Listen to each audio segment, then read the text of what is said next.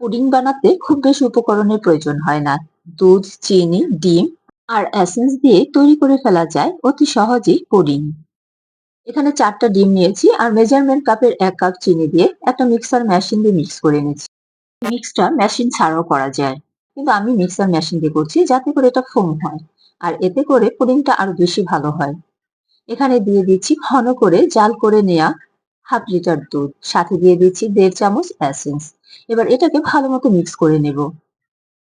আজকের পুডিংটা একটু অন্যভাবে বানাবো।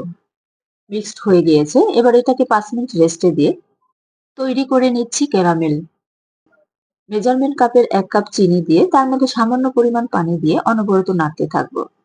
এটা কিছুটা সময় নেড়ে চেড়ে নিলেই ক্যারামেল তৈরি হয়ে যাবে, খুব বেশি ঘন করব না। তৈরি হয়ে গিয়েছে ক্যারামেল। এবার এর মধ্যে দুধটা দিয়ে দিচ্ছি।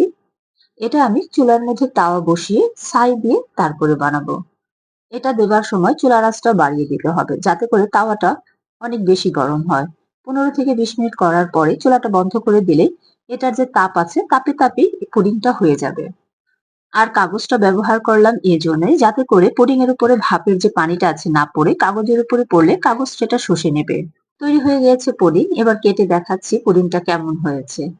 অসম্ভব সুন্দর হয়েছে পুডিং, খেতেও অনেক সুস্বাদু।